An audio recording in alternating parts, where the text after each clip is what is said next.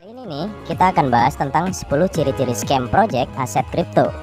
Kira-kira apa aja sih yang perlu diwaspadai mengenai penipuan di dunia kripto?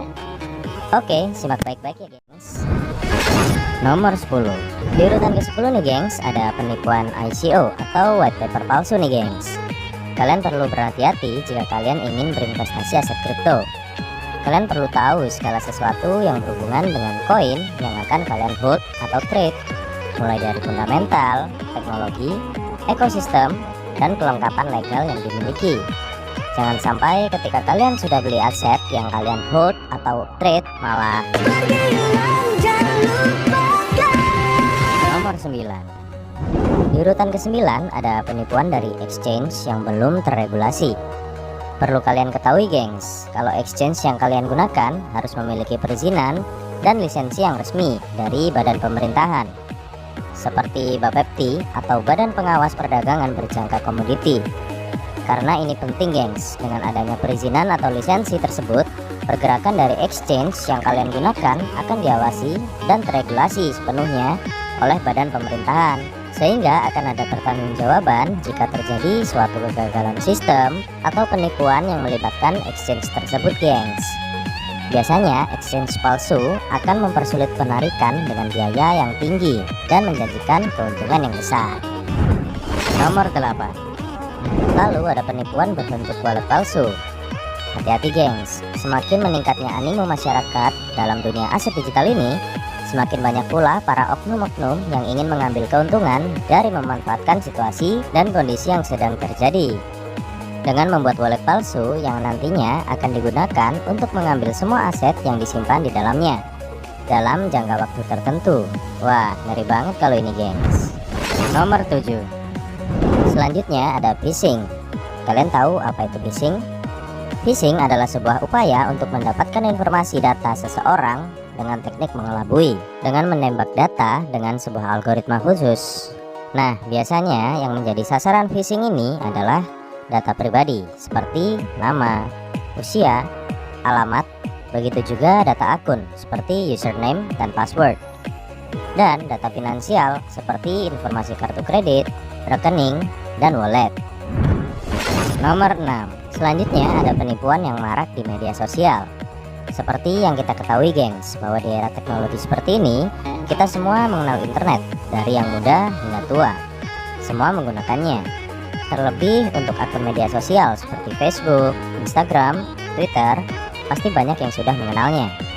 Namun kita perlu berhati-hati, karena di media sosial juga marak terjadi penipuan aset kripto berkedok resmi, dengan cara mengirimkan promosi dan iming-iming yang tidak wajar saat ini. Oleh karena itu, kita perlu waspada dan sadar akan hal ini. Nomor 5. Lalu nih gengs, ada spam. Jika kalian mendapatkan email atau pesan yang mengarahkan kalian untuk mengklik sebuah link pada pesan tersebut, maka kalian jangan langsung klik jika kalian tidak yakin. Karena nih gengs, banyak jenis penipuan semacam ini di internet.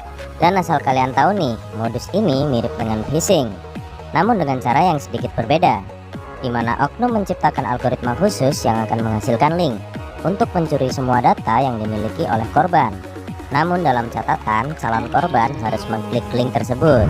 Nomor 4. Di urutan keempat ada penipuan airdrop token yang belum terdaftar di CoinMarketCap.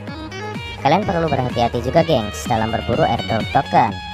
Pastikan token-token airdrop yang kalian miliki sudah pasti akan listing pada periode yang sudah ditentukan.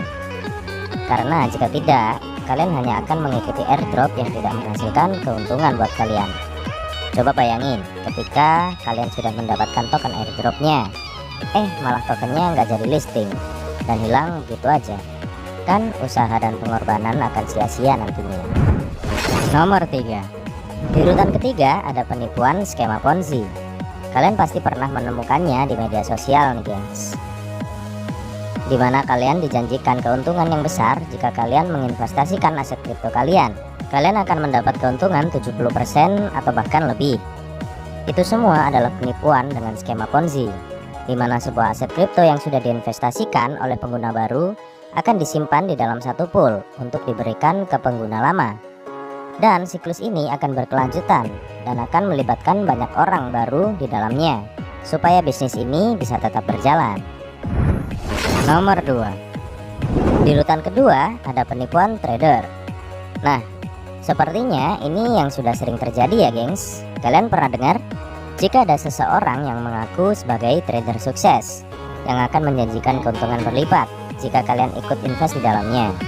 Namun nyatanya banyak sekali pihak yang merasa tertipu karena uang mereka tidak kembali sepenuhnya atau bahkan tidak bisa kembali. Nah gengs, lebih baik kita pelajari sendiri dunia cryptocurrency ini dan berinvestasi tanpa melibatkan orang lain supaya kita terhindar dari hal-hal seperti itu. Nomor 1.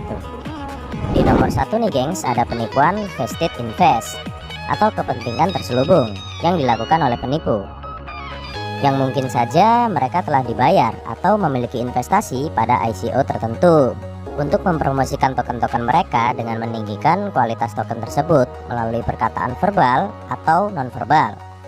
Perlu kalian pahami gengs, kalau kalian perlu melakukan riset terlebih dahulu sebelum kalian benar-benar yakin untuk berinvestasi pada token tertentu.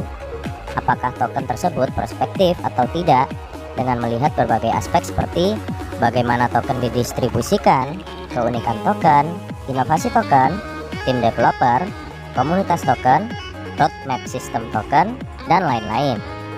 Oke deh kalau gitu gengs, itu tadi adalah 10 ciri-ciri scam project aset kripto.